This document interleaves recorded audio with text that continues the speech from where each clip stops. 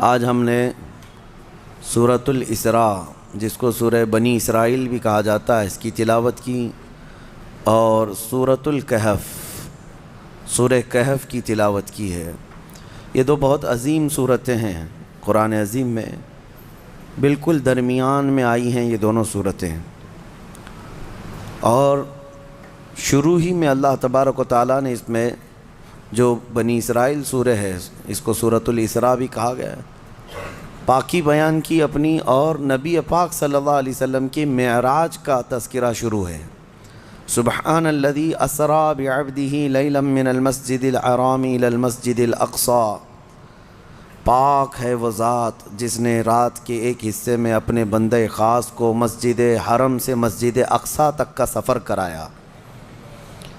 الذی بارکنا حولہ، اس مسجد اقصی تک سفر کرایا جس کے ارد گرد اللہ نے برکتیں رکھی ہیں، لنریہ من آیاتنا، تاکہ اپنے اس بندے خاص، اپنے محبوب کو اپنی نشانیاں دکھائے۔ تو یہ معراج کے واقعے کا تذکرہ۔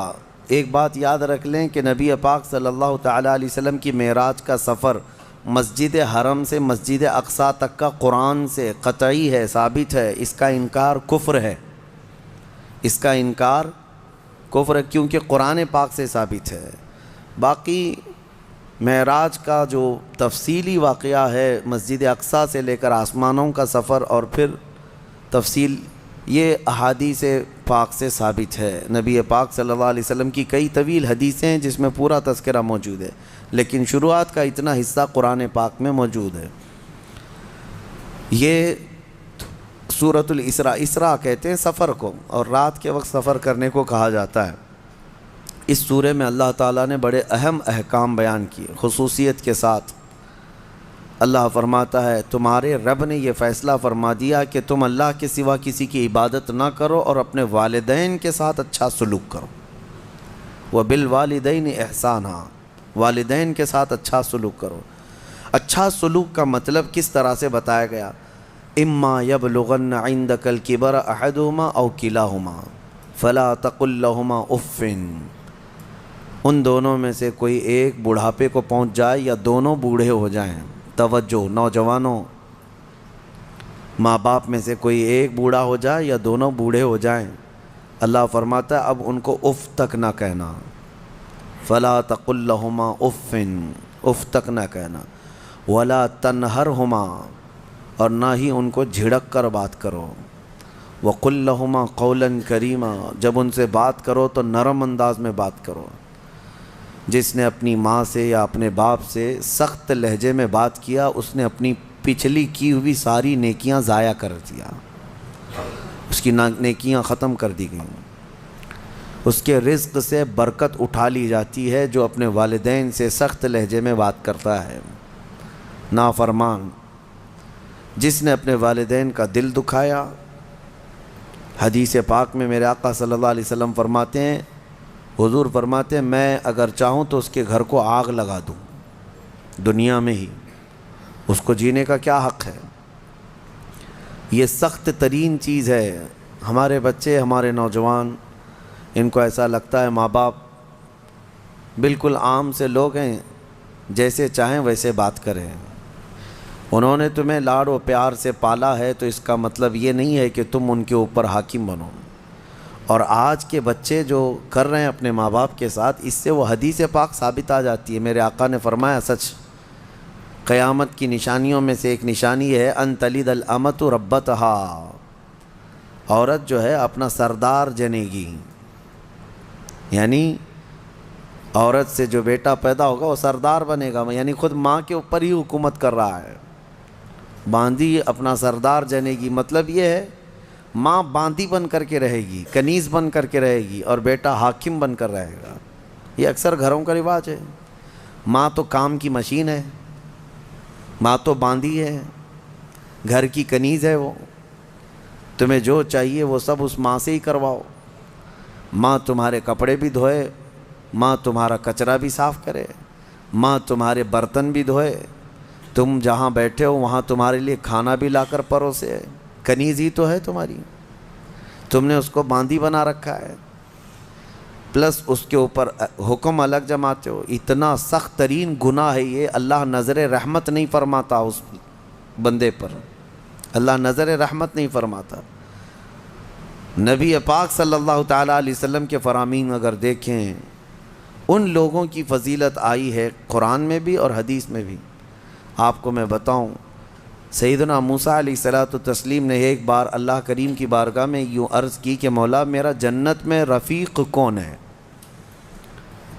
دنیا میں بہت سارے قریبی ہیں, جنت میں میرا رفیق, میرے ساتھ رہنے والا کون ہے؟ اللہ تبارک و تعالیٰ نے فرمایا کہ فلاں ایک گوشت کا کاروباری قصاب ہے, اس کا نام بتایا کہ یہ آپ کا جنت میں رفیق ہوگا. سیدنا موسیٰ علیہ السلام ڈھونڈتے ہوئے اس کو گئے کہ یہ قصاب کہاں رہتا ہے. جا کر دیکھا تو وہ دن بھر گوشت بیچ رہا تھا. اس کے ساتھ رہے کہ اس کی ایسی کون سی نیکی ہے اللہ کہ اس کو نبی کے ساتھ رکھا ہے جنت میں. شام ہوئی تو موسیٰ علیہ السلام نے اس سے کہا کہ میں تیرے ساتھ چلوں گھر. اس نے کہا بہت اچھی بات ہے, آپ چلیے میرے ساتھ, میرے گھر مہمان ہو. گھر لے کر آیا, اس کے چھوٹے بچے بھی تھے. موسیٰ علیہ الصلوۃ والتسلیم گھر گئے تو دیکھا اس نے جلدی سے اپنے گھر میں جا کر کچھ چیز روٹی یا دودھ لیا اور اللہ کے نبی کو بھی بٹھایا ہے اور اپنے بچوں کو بھی بٹھایا ہے, اور اس کی ماں بستر پر تھی, اسے جا کر دودھ میں روٹی چور کر نرم کر کر کے کھلا رہا ہے. اور اس کی ماں بستر پر سے ہاتھ اٹھاتی اور کہتی مولا میرے بیٹے کو تو جنت میں موسیٰ کا ہم نشین بنا دے. یہ اللہ تبارک و تعالیٰ نے اس ماں کی دعا سے اس بندے کو, ماں کے خدمتگار کو جنت میں موسیٰ علیہ السلام کا رفیق بنایا. میرے عزیزو, ماں باپ کو اپنے کنیز یا اپنے غلام نہ سمجھنا. یہ باندی یا تمہارے غلام نہیں ہیں. اور رب تبارک و تعالیٰ نے ان آیتوں میں فرمایا وَاخْفِضْ لَهُمَا جَنَاحَ الذُّلِّ مِنَ الرَّحْمَةِ وَقُلْ رَبِّ ارْحَمْهُمَا كَمَا رَبَّيَانِي صَغِيرًا. ان کے سامنے جب جاؤ تو اپنے بازوؤں کو نرمی سے بچھا دو. بازوؤں کو بچھا دینا مطلب کیا ہے؟ ان کے سامنے عاجزی کرو. تمہارے باپ بوڑھے ہو جائیں, تمہاری ماں بوڑھی ہو جائے, ان کو یہ احساس بھی نہ ہونے دو کہ وہ ایک چیز کو بار بار بول رہے ہیں. یہ آداب میں لکھا بھی ہے مفسرین نے کہ بڑھاپے میں اگر وہ تم سے دوسری بار سوال کریں ایک ہی چیز کو تو یوں نہ کہنا کہ ابا ابھی تو پوچھے تھے پھر پوچھ رہے ہو آپ, بلکہ ہر بار نئے انداز میں ان کو جواب دو تاکہ اسے احساس بھی نہ ہو کہ وہ بھول رہا ہے. یہ حقیقت میں فرمانبرداری ہے بچوں کی. ورنہ دنیا پرست آج ایسے ہو گئے ہیں کہ نعوذ باللہ من ذالک, ماں باپ کو وہ دیکھنا بھی پسند نہیں کرتے, بات کرنا بھی پسند نہیں کرتے. کتنے بوڑھے ایسے ہیں, کتنے بوڑھے ایسے ہیں. پھر بھی غنیمت ہے ہمارے ملک میں, یورپین کنٹریز, امریکہ میں ایسے حالات ہیں کہ بوڑھے اپنے گھروں میں رہتے رہتے مر جاتے ہیں. ہاسپٹل کو پڑوسی لوگ اطلاع کرتے ہیں کہ اس گھر میں جو بوڑھا تھا انتقال کر گیا, آ جاؤ اس باڈی لے جاؤ. بیٹے نہیں ہوتے ساتھ میں, کوئی نہیں ہوتا. اور آپ پوچھ لینا, مجھے وہاں کے رہنے والوں نے بتایا ہے کہ ایک بوڑھا یا ایک بوڑھی عورت کو کبھی کوئی پوتا ملنے آئے تو اس دن اس کی عید کا دن ہوتا ہے. وہاں پر بہت اس کو اہمیت دی جاتی ہے کہ کسی کا پوتا یا کسی کا نواسا ناتی ملنے کے لیے آ گیا بوڑھے کو, تو کہا گیا کہ اس کا گھر جو ہے عید کی طرح ہو جاتا ہے. اتنی خوشیاں ہوتی ہیں. اس طرح سے اولاد کو دور کرنے کا نظام بنا کر وہ دنیا میں امن کی بھی بات کرتے ہیں. بہرحال یہ قیامت کی نشانیاں ہیں. حضور پاک صلی اللہ تعالیٰ علیہ وسلم نے اس شخص کے لیے ہلاکت کی دعا کی ہے. ممبر پر کھڑے ہو کر کے میرے آقا نے ہلاکت کی دعا کی ہے, مولا وہ شخص ہلاک ہو, برباد ہو جائے. حضرت جبرائیل امین نے دعا کی اور حضور نے آمین کہا.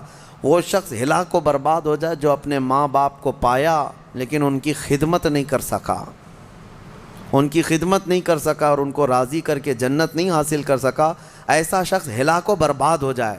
حضور نے آمین کہا. اس بات کو سمجھو. کتنی مائیں ہیں جو ہمارے پاس اپنے بچوں کے متعلق کہتی ہیں, کتنے باپ ایسے ہیں جو اپنے بچوں کے متعلق ہمارے پاس کہتے ہیں اور کتنے تو ایسے ہیں جو یہ کہتے ہیں کاش میری اولاد نہ ہی ہوتی تو میں سکون سے ہوتا. تو تم ایسے تو نہ بن جاؤ کہ تمہارے والدین تمہارے پیدا ہونے پر بھی افسوس کرنے لگ جائیں. وہ زیادہ دن تک تمہارے ساتھ رہنے والے نہیں ہیں، کیا خبر. اس لیے کوشش یہ کرو کہ ان کا احترام کریں، جتنے دن ہیں ان کو سکون کی سانس لینے دو، اور ہو سکے تو اپنے ہاتھ سے ان کی خدمت کرو، اپنے ہاتھوں سے ان کی خدمت کرو، کیونکہ ان کی خدمت کا بدلہ تم دے ہی نہیں سکتے. جب تم ماں کے پیٹ میں 9 مہینے تھے، ایک جھٹکا جو تم نے لگایا، تم 7 بار اپنی ماں کو حج کرا کر کے بھی اس جھٹکے کا اجر نہیں دے سکتے، اس کا بدلہ نہیں چکا سکتے. تم اپنی ماں کو کندھے پر بٹھا کر حج بھی کرا لو 7 مرتبہ، تب بھی تم اس کا وہ حق نہیں ادا کر سکتے. بہت بڑا عظیم حق ہے. اور کتنے ہلکے میں دھڑلے سے نوجوان اپنی ماؤں کو گالیاں تک دیتے ہیں، نعوذ باللہ. اور فرمایا گیا کہ جب ماں باپ، ایک نشانی میں آپ کو بتا دوں آپ کی زندگی کی، سب کو بتا دیتا ہوں، اپنی اپنی زندگی میں اس کو جانچ لینا. ابھی کل ہی کی بات ہے، میرے سامنے ایک بات آئی تھی، تجربے کی ہے، اس لیے میں آپ کے سامنے کہہ رہا ہوں. اللہ ایسا ہرگز نہ ہونے دے ہمارے گھر میں. جس دن ماں اور باپ بیٹے سے بات کرنے میں ڈرنے لگ جائیں کہ پتہ نہیں بیٹا ناراض نہ ہو جائے، فرمایا گیا اس دن اس کے رزق کے دروازے بند ہو چکے ہوں گے، اس کی برکت کے دروازے ختم ہو چکے ہیں. ماں باپ جب بچے سے ڈرنے لگ جائیں کہ کچھ کہوں گا تو بیٹا روٹھ نہ جائے، الٹا جواب دے دے گا، رس کر کے روٹ کر کے گھر چھوڑ کر بھاگ جائے گا، یہ سب حالات سے جب ماں باپ تم سے بات کرنے میں ڈرنے لگ جائیں، ڈانٹنا تو وہ بہت پہلے ہی چھوڑ چکے ہیں، اب بات کرنے میں بھی ڈرنے لگ جاتے ہیں جب بچہ جوان ہوتا ہے. اصل خدمت اور اصل فرمانبرداری یہی ہے کہ تم جوان اور طاقتور ہو اور وہ بوڑھے ہو چکے ہیں.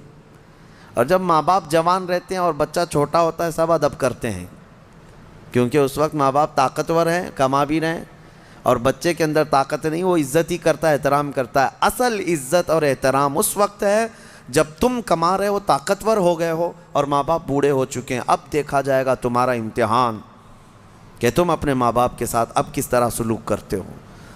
اللہ کریم ہم سب کو والدین کی فرما برداری عطا فرمائے، اور جن کے والدین موجود ہیں وہ خدمت کر کے وہ جنت حاصل کریں.